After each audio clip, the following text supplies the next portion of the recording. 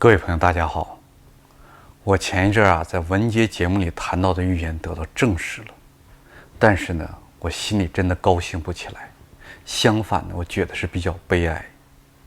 因为前一阵跟文杰做节目的时候，大家都在关心叙利亚的政变，各派势力宫斗阴谋到底是谁胜谁负，到底是怎么回事的时候我说这个叙利亚真正政变最恐怖的，不是哪个势力的阴谋得逞了，不是谁胜谁负，真正它给这个世界带来最大的危险，人们的注意应该关心在哪里呢？而是一个国家形势能够武力吞并它的邻居，这件事实这个点上应该去得到关注，因为这件事情它就是一个潘多拉盒子。在一个国家没有任何国际法律进行基础上，不在认可的情况下，是不是他就能够用武力吞并他的邻居？这就是世界大战的潘多拉的盒子呀，就这样被打开了。而人们的眼睛呢，却看着另外一些东西，宫斗剧这些八卦所谓的热点。怎么说我的预言被证实了呢？今天土耳其总统埃尔多安在自己叙利亚政变当中占领了一部分领土，他就想把自己写进这个历史当中。整个这个过程当中，他起到了多大的作用？他有多么英明？怎么策划的？他为奥斯曼帝国土耳其恢复庞大自己原来的荣耀做了什么样的贡献？他就想把自己写入这个历史当中。他已经看到自己的光芒四射，他这个辉光照亮整个宇宙了。已经，他的讲话发表出来当然是连记者都不敢原牌的端出来发表。土耳其的媒体都在润化了之后把他的话拿出来发表，因为他直接讲他要单方改动第一次世界大战这个大战之后世界国界的和平协议。在第一次世界大战结束的时候这个奥斯曼帝国就是土耳其的前身，它其实是一个战败国。那在战败国当中呢，肯定要割地嘛，是不是？割地赔偿这是一个正常的事情。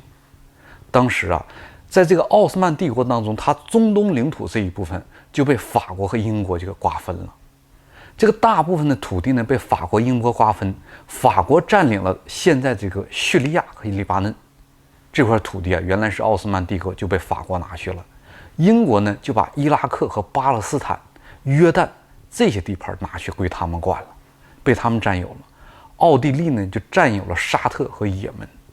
所以说如果要恢复第一次世界大战之前奥斯曼帝国的领土，这些国家都要土耳其要去切一块蛋糕，那是不是这个潘多拉盒子就打开了？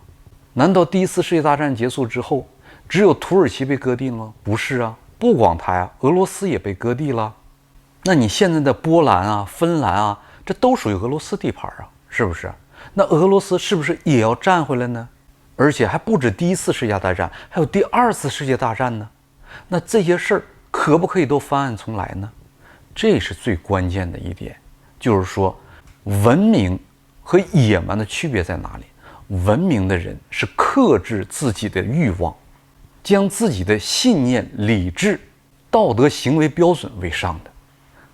野蛮呢，就是自己的欲望、暴力来解决问题。现在你看土耳其他就大张旗鼓的把这件事宣传出来了，把自己武力侵占到叙利亚国家之内，切一块蛋糕之来，拿块领土过来，完全不当作毁坏世界和平、世界秩序的一件事，而是一件光荣的事情。他这个总统要把自己写到历史当中。而且大家不要忘了，土耳其可是北约成员哟。那如果这样做的话，那北约其他成员可不可以也这么做呢？当然也就有这个道理，有一就有二，有他就凭什么没有我呢？是不是？那这样世界的秩序还有了吗？那就没有了。那这个世界大战它不就重演了吗？是不是我们大家觉得这个中东很遥远，世界大战如果没有美国、俄罗斯、中国这样的核大国参与，这个世界大战是打不起来的呢？那我们大家想想，前2天南韩的军事政变，如果不在24小时之内被制止下来，它是不是会演变到一个朝鲜半岛、南北朝鲜战争的一个状态呢？它就是这么一个发展趋势嘛，是不是？那有谁能想到，在世界文明现在发达的最中心的地方，欧洲能爆发战争？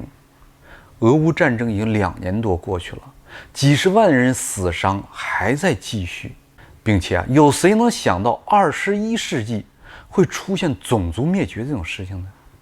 加沙地带，这1年多，加沙地带几万平民不到1年都死光了，都被种族灭绝了，是不是？国际法庭都承认这件事，都要追查以色列的总统内塔尼亚胡和他的国防总司令有涉嫌种族灭绝罪。但是1年过去之后，大家有没有感觉现在已经被淡化了？这种事情都可以被淡化，那第3次世界大战发生还有什么不可能的呢？那既然这样啊，还是我们要仔细考虑一下，这个危机它到底是产生的怎么产生，原因到底是怎么回事，是不是用什么方式什么样我们还能改变制止呢？其实啊，这个危机距离我们真的并不远。第一呢，我们要考虑一下，为什么我们今天世界大战是不可能的，在我们心里就直接给它 pass 掉了，觉得这事不可能发生。因为啊，是不是我们今天认为，今天整个全世界的人民他的价值观已经统一了，大家没有什么可争论了，不存在那种不共戴天的理念生存价值了呢？并且大家都在走向民主嘛，是不是？有人走得近，有人走得远一些。民主啊，人们就认为自己人民可以决定国家命运。每次战争的时候，都是老百姓去牺牲，是不是？你看，无论这个仗打得怎么样，是不是总有赢的，总有输的？赢的这一方，输的这一方，都是国家元首、利益集团，他们去享受战争最后的结果，是吧？享受它的好处，分它的红利。老百姓呢，无论你是赢的，你是输了，当打完仗的时候，你们都高高兴兴的、乐颠颠的回家，该种地的种地，该到工厂上班的上班，没有变化。那从这个角度来讲，老百姓他肯定是不是不会去选择去打仗的？当然了。那如果要民主，老百姓自己能决定自己国家的命运，对自己国家发动战争这件事起着绝对的作用的情况下，那当然全世界没有任何一个国家老百姓他会选择去战争。这个第二呢，在我们现在看来，国家与之间它正在非常紧密的融合，叫全世界一个地球村大家庭，是不是？国家与国家之间，你看欧盟签证都取消了，而且很多国家都变得免签或者是简化签证，人已经流动起来，没有任何的这种大的阻碍了，甚至金融信息几乎就没有国界的区别。那在这种情况下，人的利益都没有什么太大的区别的情况下，还能有什么冲突呢？是不是？再一个，我们都知道，国与国间的利益现在完全可以通过市场竞争、自由竞争达到目的。能者多劳嘛，你喜欢赚钱，你就多干活，是不是？你要想得到有更多的财富，那你就多付出，提高自己的附加值，那就好了，是不是？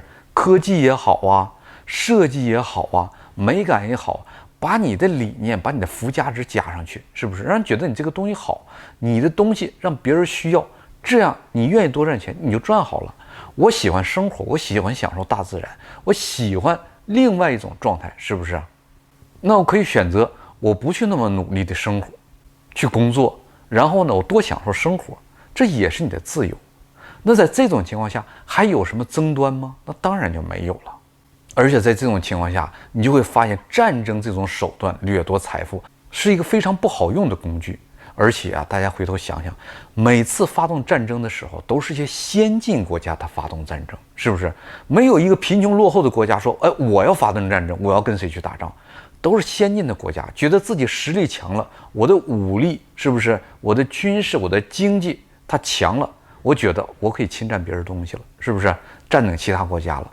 那如果自由竞争的情况下，你这些先进国家，你自然就有优势啊，是不是？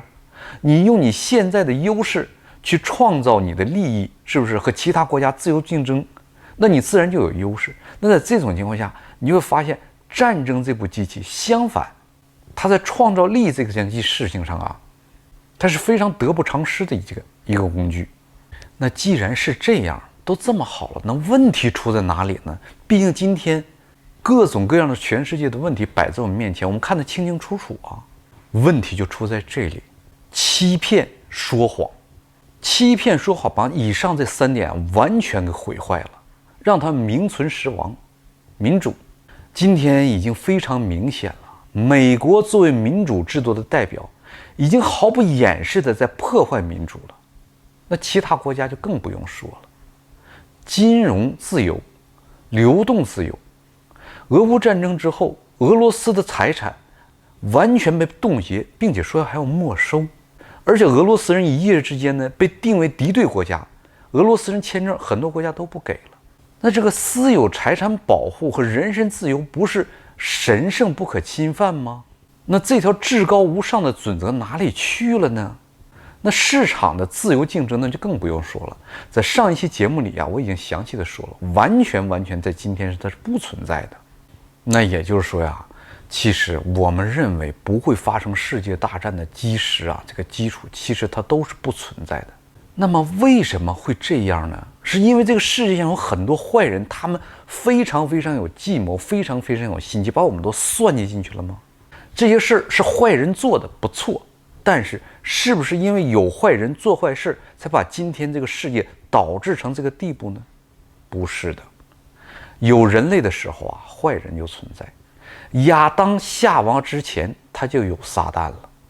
那这一切的原因就是什么？就是我们自己不再坚守普世价值观了，抛弃信仰这个维持人类存在几千年的基石，甚至大张旗鼓的在全人类范围之内搞起阉割、断子绝孙这种行为，还不当作文明进步的一种体现。当人们以利益为第一这种生存理念的时候，再加上没有道德这个信仰的束缚，他真的什么都敢干。不但什么都敢干，而且是绝对没有社会责任感的。没有社会责任感，它就会造成一个什么现象？只要今天现在不关系到我的利益，你发生什么我都不理不管。就是中国人说的各家自扫门前雪，不管他人瓦上霜。你想想，如果一件坏事发生的时候，它总是一个人、一批的人涉及得到，是不是？它不会一下全人类1秒之间像灭霸一个响指一样都死掉，它不是这样。那只要一批的、一个的、一个国家的这种发生灾难的时候，那肯定就有绝大部分人现在没有涉及到他们，其实他们就是能解决转折这件事情的关键。但是他们这个时候是以利己为主，是以人利己第一生存理念为主，是不是？如果以这个为基础的情况，他们就不会去管那些发生事情有灾难的人，那自然而然就给了这些邪恶他们能够生存在的这个范围。那也就是说，今天为什么邪恶能够用欺骗、谎言，用这种东西赤裸裸的大张旗鼓的统治我们今天的世界，却不受到任何的障碍？原因就在这里。那么说，如果这样的话，那自救我们还来得及吗？我觉得自救能不能来得及不知道，但是呢，作为人就是我们自救来不及了，那么我们对下一代也要做这件事儿，因为我们今天所拥有的，我们享受的这一切，也都是我们上辈的祖先牺牲自己为我们创造的。我们作为人，作为一个生物，知道感恩，也要对我们的下一代、对将来、对人类，也要做出这样的负责任、敢于牺牲自我的这种行为、这种精神。也许在这种情况下，神还会怜悯我们，也许还会来得及。那就是中国人说那句古话：人在做，神在看。谢谢大家，我们下次再见。